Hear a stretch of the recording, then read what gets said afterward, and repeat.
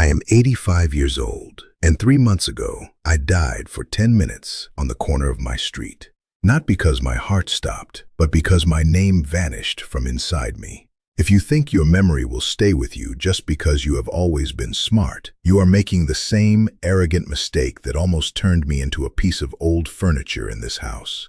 My name is Arthur, and I spent my life as an architect building towers of steel and stone. But I let my own mind rot behind a facade of comfort. I live in a quiet brownstone where the air smells of old paper, and the silence is so thick I can hear the clock ticking in the next room. The dust settles on my books, and the leather of my favorite armchair is cracked and cold. After my wife passed, I decided I had earned the right to do nothing. I stopped learning, and I stopped fighting.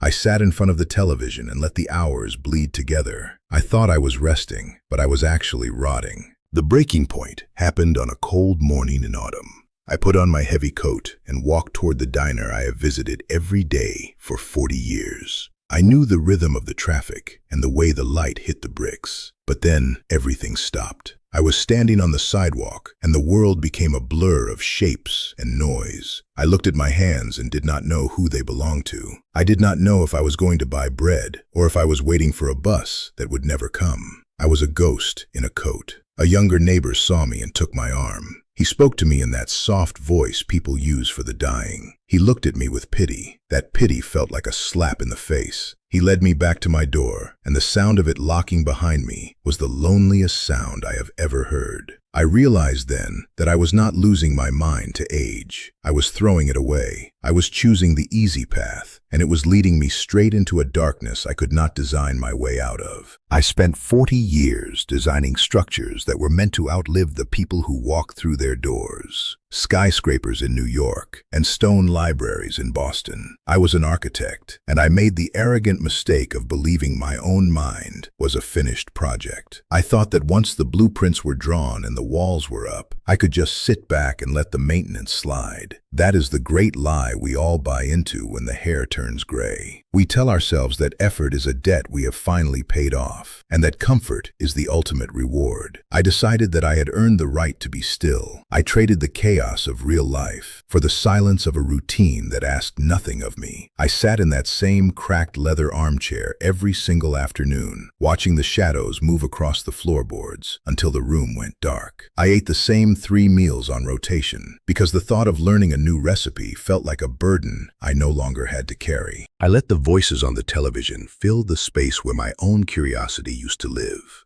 I stopped calling the friends who challenged my opinions and only spoke to the ones who agreed with everything I said.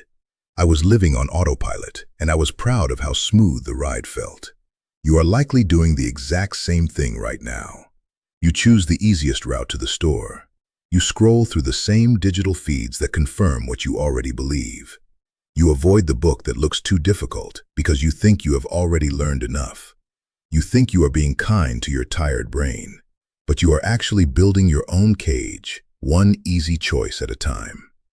My daughter Catherine was the first one to see the foundation cracking. She stopped asking for my advice on her business and started talking to me as if I were a child who could not follow the conversation. I found the brochures for the nursing homes hidden in her purse. They were filled with pictures of smiling strangers playing bingo in rooms that smelled like industrial cleaner. She was preparing for my disappearance because I had already stopped showing up for my own life.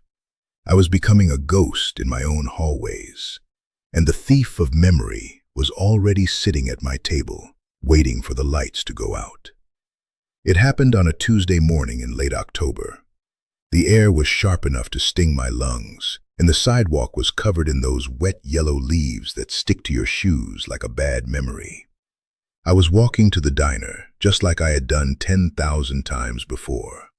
I knew every crack in the pavement. I knew the exact moment to step off the curb to avoid the puddle that always forms by the fire hydrant. But then, the world simply tilted. I stopped under the rusted awning of the hardware store, and suddenly, the street was a foreign country. I looked at my own shoes, and they looked like objects I had never seen before. I searched my mind for the word for the building across from me and found only a cold, gray void. My heart was thumping against my ribs like a trapped bird. People were rushing past me, and their faces were just blurs of pink and beige. I was drowning on dry land. Then I felt a hand on my elbow. It was Mark, a boy of 25 who lives in the apartment above mine. He looked into my eyes and I saw it. Pity. It was a soft, suffocating layer of sympathy that told me he no longer saw a man, but a broken clock. He spoke to me in a voice so gentle, it felt like a punch to the gut. He walked me home, and my legs moved like they belonged to a puppet. When we got to my porch, I felt the cold brass of the doorknob in my hand, but I could not remember which way to turn it. He took the keys from my shaking fingers and opened the door for me. The sound of that door closing behind me was the end of my life, as I knew it. I sat in the dark hallway for an hour, listening to the silence of a house that was now my prison. I realized then that my comfort was not a reward, it was a trap. I had been building a tomb for years, and I was finally starting to rot inside of it. I thought I could outsmart the fading. I am an architect, and I have spent my life making things stand tall against gravity and time. I believed that if I just applied enough logic and enough structure, I could fix the leaks in my own mind. I went out and bought a dozen leather-bound notebooks. I told myself that if I could not trust my synapses, I would trust the ink. I spent my mornings at the mahogany desk in the corner of the library, writing down every detail of my day. I wrote down the names of the neighbors. I wrote the temperature of the water for my tea. I wrote the plot of the books I had read 20 years ago. I thought I was building a backup system, but you cannot store a soul in a notebook. I would wake up in the middle of the night and look at those journals, and they were nothing but cold black scratches on a page. I would lose the notebooks. I would find them in the freezer or tucked under the cushion of my armchair, and I would not remember writing a single word in them. My arrogance was my greatest enemy. I tried to hide the cracks from Catherine. When she came over with that look of quiet desperation in her eyes, I would perform the role of the healthy father. I would talk about the weather or the news with a loud voice and a fake smile. I would keep the conversation shallow so I would not have to swim in the deep water where the words were missing. I told myself I was protecting her, but I was really just protecting my own pride. I retreated further into the silence of my routine. I thought that if I did not challenge my brain, it would not fail me. I stopped reading the difficult philosophy books and switched to the mindless chatter of the talk shows. I thought I was giving my mind a well-earned rest. I was actually giving it a coffin.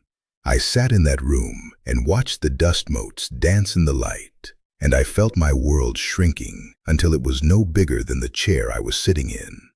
I was trying to save my life by stopping it. I was waiting for a miracle that would never come, because miracles do not happen to people who have given up the fight.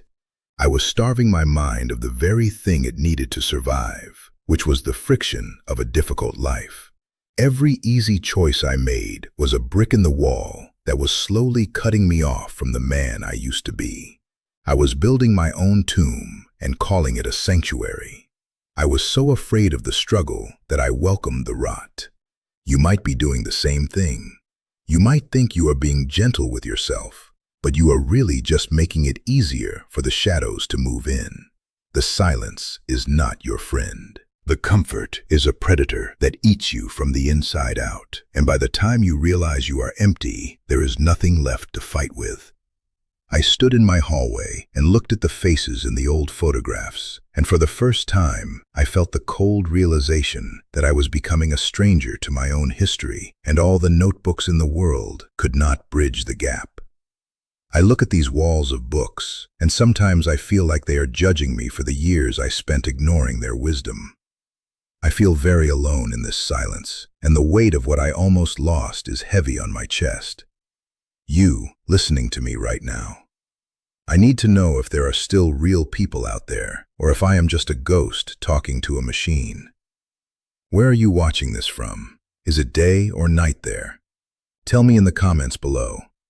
I just want to know if someone is on the other side keeping an old man company. I woke up almost too late, and the silence is a terrifying neighbor. Knowing you are there helps me feel like the bridge to the world has not been completely burned yet. I want to know your story, because mine almost became a blank page. Tell me you are breathing, and that you are fighting too. It is the only way I can be sure I am not just whispering into a void. I sat in that chair for 3 hours after the neighbor left. The room grew cold and dark, but I did not move to turn on the lamp. I just stared at the layer of gray dust on my old drafting table. That was the moment the floor fell away from under me. I realized that for the last decade, I had been committing a slow and polite suicide. I had designed a life where I never had to struggle, and that was my true death sentence. I looked at the framed photos of Catherine and Ethan on the mantel, and I felt a cold terror that I had never known even on the highest construction sites. I was not losing my mind because of a biological clock. I was losing it because I had invited the rot in. I had treated my brain like a retired employee instead of a commanding officer. The pity in that young boy's eyes was the mirror I needed to finally see the truth. I was a crumbling monument. I walked to the kitchen and saw the brochures for the nursing homes sitting on the counter. The glossy paper felt like ice against my skin. Catherine was not being cruel. She was being a witness. She was watching a man turn into a shadow, and she was trying to find a place to put that shadow before it disappeared completely. That was my bottom. The realization that my own daughter was already mourning me while I was still breathing. I realized then that every time I chose the easy show on the television over the difficult book, I was digging my own grave. Every time I avoided a new conversation because it felt like too much work, I was cutting a wire in my own head. I was the architect of this ruin. I had built this prison of comfort with my own hands. In that dark hallway, I made a choice that felt like tearing my own skin off. I decided that if I was going to go out, it would not be in a whisper of forgotten names and beige walls. It would be in a roar of effort. I would find the friction again, or I would die trying. The silence had been my friend for too long, and now it was time to make it my enemy. I reached for the light switch, and the sudden glare felt like a scream in a graveyard. You think you are resting, but you are actually committing a slow and silent murder. As an architect, I know that a structure without tension is a structure that is waiting to collapse. Your brain is no different. My first hard truth is one you will hate to hear because it goes against everything society tells you about your golden years.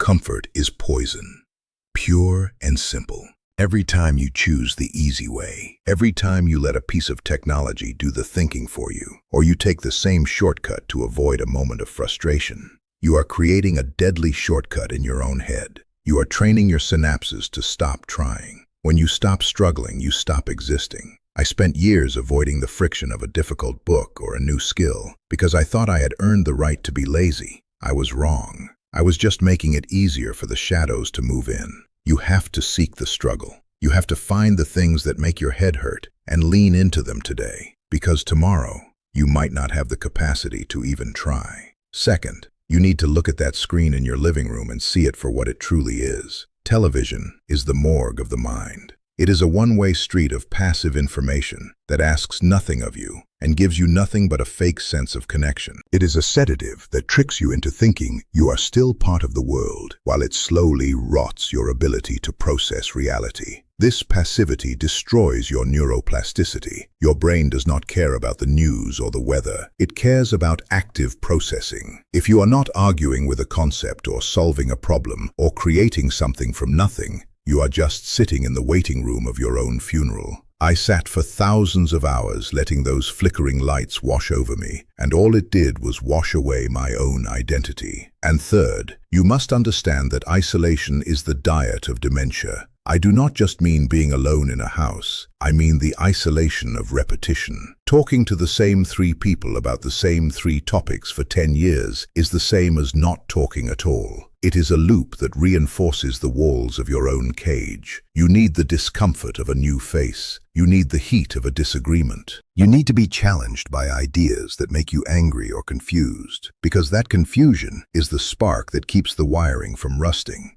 I stopped reaching out to the world, and the world stopped reaching back. I traded the noise of life for the silence of safety, and that safety almost buried me alive. You are building your own ruin, one comfortable afternoon at a time, and you are calling it a reward. It is not a reward. It is a surrender, and the worst part is that you are falling in love with your own executioner. The clock on my mantle is not just marking the minutes. It is counting the beats of a heart that is running out of names to hold. I look at the photos on my shelf, and I see faces that are becoming shadows because I was too lazy to keep the light on. Do not wait for the silence to become your only companion. Do not wait until your own daughter looks at you and sees a hollow shell where a man used to stand. The habit you must kill today is your own surrender to the easy path. Passivity is the thief that does not take your money, but takes the very thing that makes you, you. If you do not force your mind to sweat today, it will wither and blow away like a dry leaf tomorrow. You think you have time, but you are standing on a crumbling bridge. Stop listening to me and start fighting for your own existence. Turn off this video right now and go do something you do not know how to do. Learn a new word. Call someone you have not spoken to in years. Change your route. Do it for yourself. Do it before yourself decides to leave the room without warning and leave you sitting in the dark with a mind full of static and a heart full of names you can no longer speak.